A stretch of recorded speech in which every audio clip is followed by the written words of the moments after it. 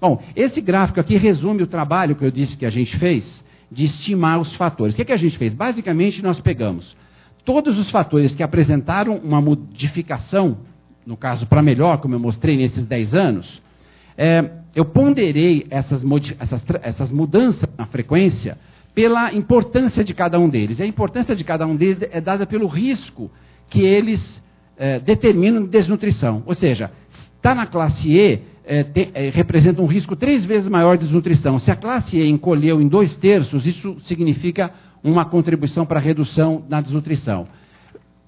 Enfim, o resumo da ópera é esse aqui. O primeiro fator que explica a desnutrição cai em 50% nesse período, certo? Ela vai de 13% para 6,5%. O que fez essa redução de 50%? 1/4 dessa redução foi melhoria na escolaridade das mães. 22%, é o segundo fator, foi a melhoria do poder aquisitivo. As pessoas saindo da classe E para D, da D para C, assim por diante. 10% assistência à saúde, 5% em relação ao saneamento. Nós só não conseguimos explicar 36% das... E é possível que até que esses 36% possam ser devido também a esses fatores em função de problemas de mensuração. O que é importante qualificar essa melhora é o seguinte: a escolaridade materna, ela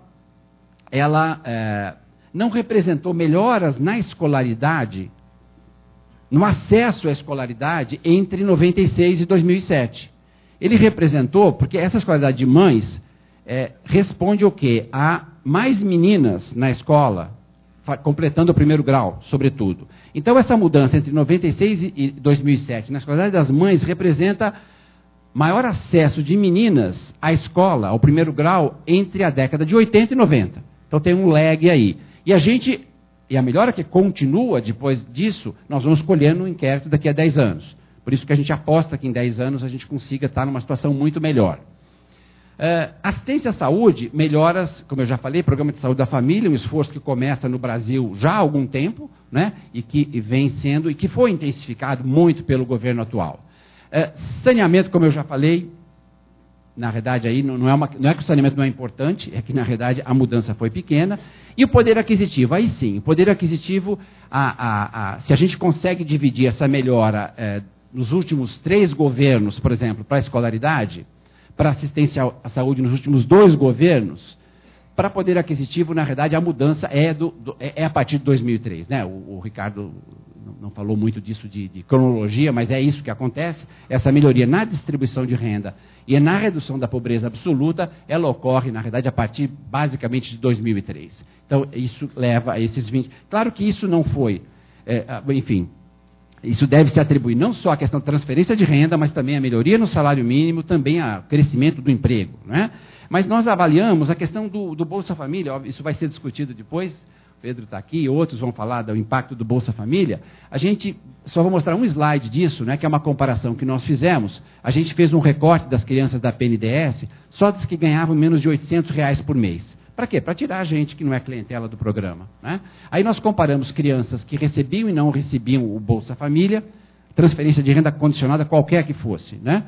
A cobertura, mais ou menos, nessa população é de 40% das crianças. Então, mais ou menos metade estavam com Bolsa, outra metade sem. Então, em cinza é quem não tinha o Bolsa, em vermelho é quem tinha o Bolsa. E nós fizemos um ajuste aqui bastante interessante para a altura da mãe e escolaridade da mãe. Ou seja, nós ajustamos, porque essas crianças que recebem o Bolsa são mais pobres.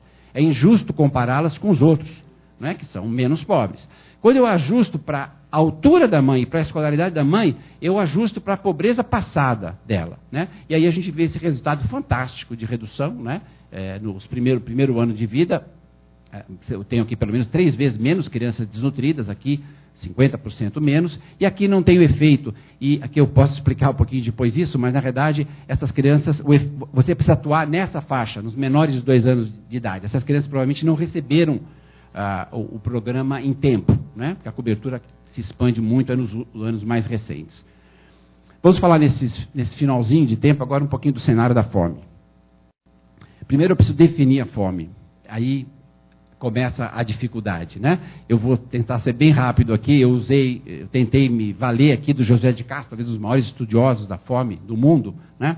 E o José de Castro ele faz uma definição interessante, ele define a fome total e a fome parcial, ou fome oculta. A fome total é a inanição, as pessoas que não têm o que comer, não é? A fome parcial seria a fome pela qual a falta permanente de determinados elementos nutritivos em seus regimes habituais, grupos inteiros de populações se deixam morrer lentamente de fome, apesar de comerem todos os dias. Isso é um belo nome para desnutrição, né?